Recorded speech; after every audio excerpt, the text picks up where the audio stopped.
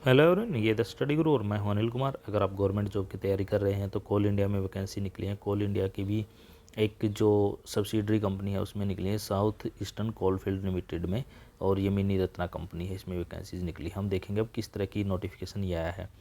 ये नोटिफिकेशन आया है अगर आप applying to graduate apprentice training in different discipline engineering such as civil engineering, electrical, mechanical and mining, and technical apprentice in training in the mining engineering, mining and mine surveying for the candidate for 1 year in open cast and underground mines के लिए SCCL में ये vacancy निकली है।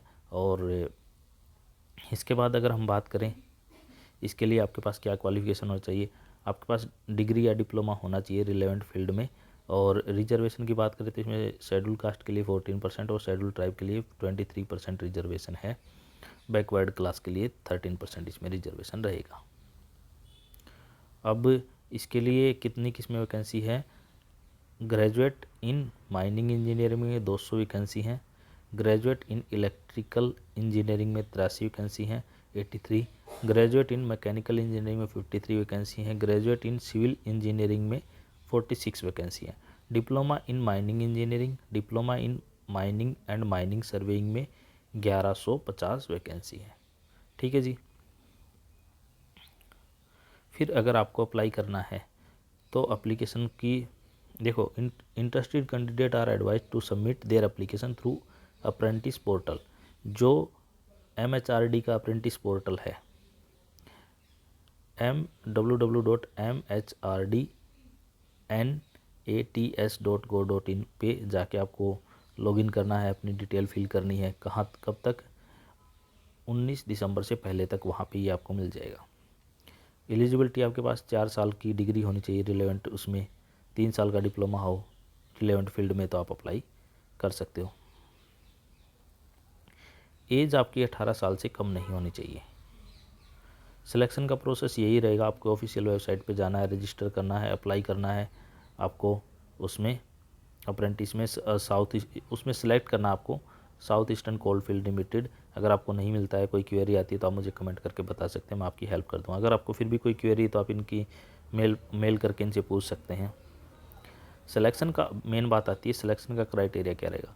जैसे ही आप enrolment करोगे उसमें, फिर उसके बाद जो कैंडिडेट जिनके पास चेक होगा उनका कि भाई किसी की क्वालिफ़िकेशन कम ज़्यादा तो नहीं है, फेक तो नहीं है ऊपर, तो फिर उसके बेसिस पे 2 सीनियरिटी लिस्ट बनाई जाएंगी क्राइटेरिया पे। फर्स्ट लिस्ट में क्या रहेगा, कैंडिडेट छत्तीसगढ़, मध्य प्रदेश यहाँ से, और दूसरे में जो अदर स्टेट से कैंडिडेट हैं उनकी लिस्ट बनाई जाएगी। 2 लिस्ट इसमें मेन रहेंगी।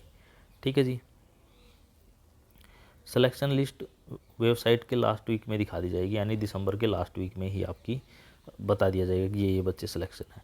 वेरिफिकेशन डॉक्यूमेंट का क्या होगा, आपको डॉक्यूमेंट वेरिफिकेशन के लिए वहीं पे जाना पड़ेगा, और आपका मेडिकल एग्जामिनेशन भी वहीं पे होगा। आपको मेडिकल सर्टिफिकेट का कोई फॉर्मेट नहीं है वहाँ पे जा।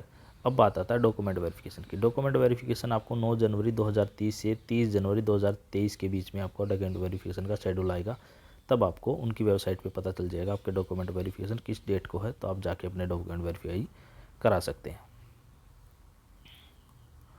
और अगर आपकी कोई क्वेरी है तो आप मुझे कमेंट करके बता सकते हैं, और आप मेरे चैनल को सब्सक्राइब कर सकते हैं। जिसको भी रिलेवेंट आपका फ्रेंड है उनको ये भेज सकते हो। इस वीडियो में नहीं, thanks, have a nice day.